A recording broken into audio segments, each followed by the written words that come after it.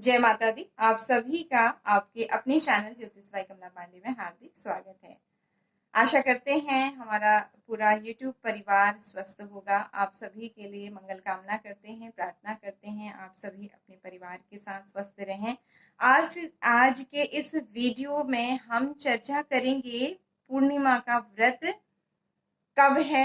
मई में जो बुद्ध पूर्णिमा के व्रत को लेकर के कंफ्यूजन है उसकी बात हम यहाँ करेंगे। और उन सभी भाई बहनों का, मित्रों का तहे दिल से शुक्रिया अदा करते हैं जिन्होंने सुंदर सुंदर कमेंट्स किए हैं, वीडियोस को लाइक किया है, शेयर किया है। सबसे पहले आप सभी से क्षमा चाहते हैं। कुछ समय से आपको हम ना तो मासिक राशिफल दे पा रहे हैं, ना ही व्रत पर्वों की पूर्ण जानकारी दे पा रहे हैं, क्योंकि आज ये जो सूचना है ये देनी बहुत जरूरी थी। बहुत कंफ्यूजन है इसको लेकर के। व्रत कब होगी? 25 को किया जाएगा व्रत या 26 को किया जाएगा पूर्णिमा का? इसको लेकर बहुत कंफ्यूजन है। इसके लिए आप सभी के सामने उपस्थित होना पड़ा। आप सभी जानते हैं इस समय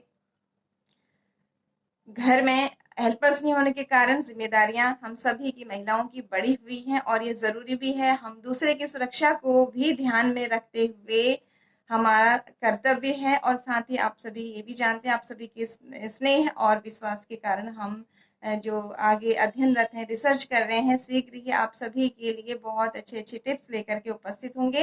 लेकिन तब तक के लिए आप सभी से क्षमा चाहते हैं बीच बीच में। लेकिन जैसे जैसे आपके कमेंट्स आएंगे, आपकी डिमांड आएंगी, आपको वीडियोस मिलते रहेंगे। और जो वादा हमने किया था इस महीने में हम पूरा करने का कोशिश करेंगे कि आपको एक लाइव प्रोग्राम दें जिसमें आपके प्रश्नों के उत्तर आपकी date of birth, time of birth, place of birth के आधार पर देते हैं। शीघ्र ही आपको टैरो के माध्यम से भी आपके प्रश्नों के उत्तर मिलेंगे।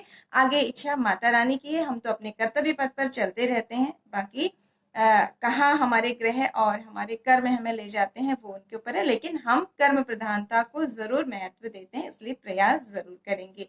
सबसे पहले आप सभी को बता दें, आपका कंफ्यूजन दूर कर दें। जो हमारी माताएं, बहनें, सखियां पूर्णिमा का व्रत करती हैं और उस दिन सत्यनारायण की कथा करती हैं, साथ ही चंद्रमा को अर्घ देती हैं। इस बार क्योंकि पूर्णिमा तिथि 25 तारीख की रात्रि 8:30 बजे से प्रारंभ होगी और 26 की शाम को 4:30 बजे समाप्त हो जाएगी। इसलिए जो पूर्णिमा का व्रत होगा वो 25 मई मंगलवार के दिन किया जाएगा।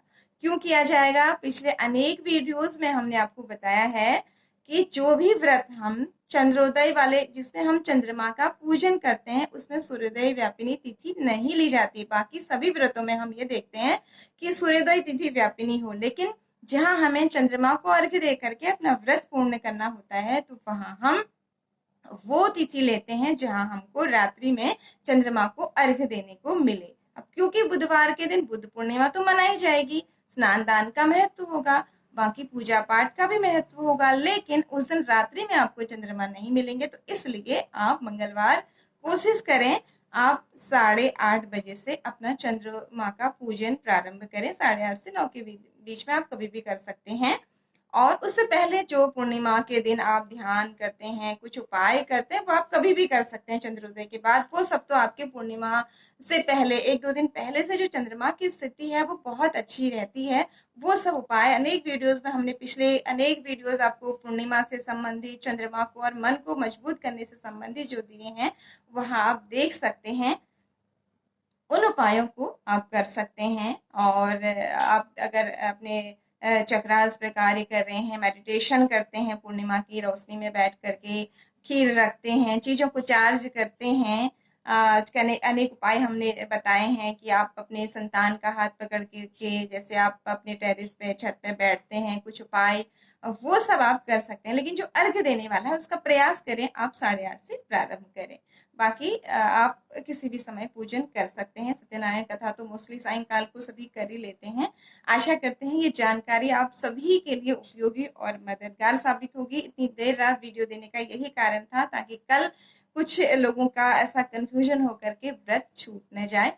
यही मंगल कामना के साथ ही आपको ये सूचना दी है, ताकि जो कंफ्यूजन है वो दूर हो। बाकी जो स्नान दान, अन्य उपाय, पूजा पाठ बुद्ध पूर्णिमा के हैं वो 26 तारीख को आप कर सकते हैं। इस समय बहुत जरूरत है, क्योंकि बहुत अधिक भय का माहौल है। हम सभी को सावधानी तो रखनी है, अपने कर्तव्यों का पालन तो करना ही करना है। इस समय डॉक्टर भी असमर्थ हैं, जिन्हें भगवान का दर्जा दिया जाता है।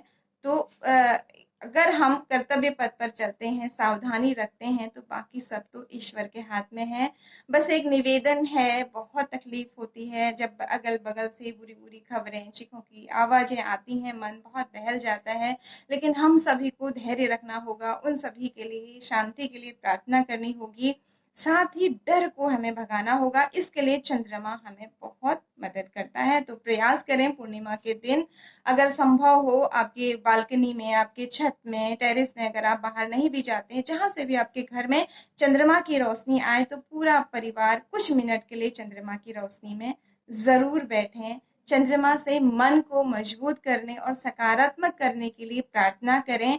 जब आप कुछ भी नहीं करेंगे, केवल मात्र चंद्रमा को देखेंगे और हल्के रंगों को, कपड़ों को धारण करके आप वहाँ बैठेंगे और महसूस करेंगे कि आपके अंदर बहुत सकारात्मक ऊर्जाएँ भर रही हैं, आपका डर दूर हो रहा है। इस तरह से आप, या फिर ओम सोम सोमाय नमः, ओम चंद्रमसे नमः, ऐसा बोलते हुए आप मंत्र जाप कर सकते हैं, अर्घ्य दे सकते हैं। ज़रूरी नहीं है आपने व्रत किया हो, लेकिन इतना ध्यान रखें, इस दिन आप सात्विक भोजन करें। अगर आप व्रत नहीं भी कर सकते हैं, औषधियों का सेवन कर रहे हैं या शारीरिक स्थिति अच्छी नहीं है, तो आप कोशिश करें हल्का आहार लें पूर्णिमा के दिन, और साथ ही आप सात्विक आहार लें। उसके बाद आप शाम को 5 बजे के बाद अन्न आदि ग्रहण ना करें। अगर आप व्रत नहीं कर रहे हैं, तो आप फिर, जैसे आप अपने घर के बच्चों को ये नियम करवा सकते हैं, उसके बाद फिर आप चंद्रमा की रोशनी में बैठ करके इस तरह से ध्यान करें या मंत्रों का जप करें। यकीन मानिए आपके मन पर इसका बहुत अच्छा प्रभाव पड़ता है, क्योंकि पूर्णिमा के दिन आपने देखा होगा मन बहुत डिस्टर्ब होता है कई लोगों का, जिनकी कुंडली में चंद्र राहु चंद्र शनि की युति होती है, चंद्रमा कमजोर होते हैं, उनके ऊपर ज्यादा नकारात्मक प्रभाव पड़ते हैं। और इस बार तो ग्रहण भी है, उसकी चर्चा हम आने वाले वीडियो में करेंगे।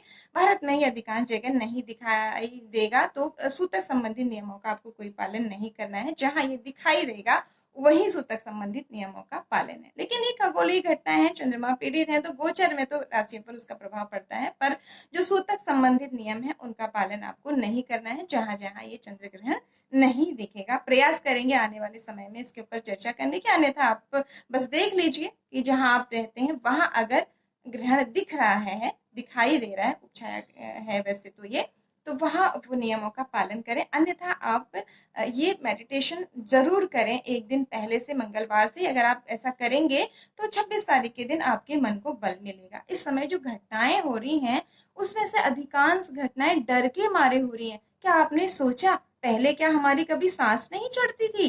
पहले क्या हमारे शरीर में कभी ऑक्सीजन लेवल कम नहीं होता था? ऐसा कई बार होता था और हम ठीक हो जाते थे, घरेलू प्रयोगों से ठीक हो जाते थे।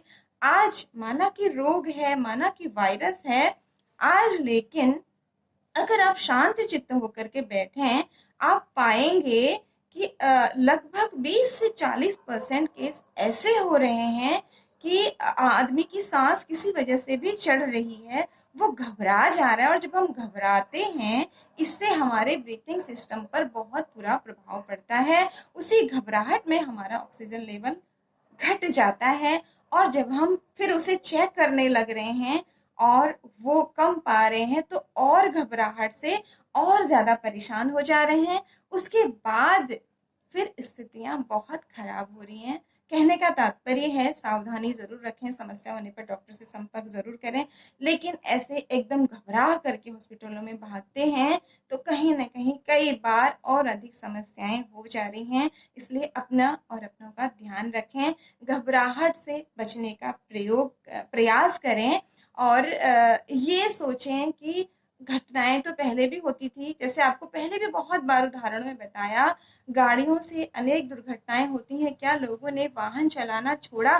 नहीं छोड़ा ना। तो इसी तरह सकारात्मक होइए, सावधानियाँ ज़रूर रखिए। अगर आप सकारात्मक होंगे, तो आप अपनी आधी समस्याओं को, ब्रीथिंग संबंधित आधी समस्याओं को रोक पाएँगे। बाकी उपाय बताने की ज़रूरत नहीं, आप सभी जानते हैं किस तरह से आपको अपने सब्जियों में अब मसाले नहीं बल्कि औषधियों का प्रयोग करना है, जिसे हमारी माँ और दादी करती थी, नानी करती थी। वही सब हम सबको करना है, क्योंकि बहुत अधिक काढ़ा और बहुत अधिक गर्म खाने से लीवर पे इफेक्ट पड़ रहा है।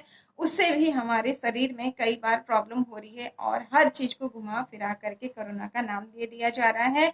हालांकि बहुत सारे लोग डॉक्टर्स हैं या अन्य लोग हैं सेवा भी कर रहे हैं, लेकिन इसके नाम पर बहुत अधिक अत्याचार भी हो रहा है, लोगों के जान के साथ खेला जा रहा है। और इसी का नतीजा है कुदरत फिर से नाच नाच रही है। आए दिन तूफान और प्राकृतिक आपदाएं हैं।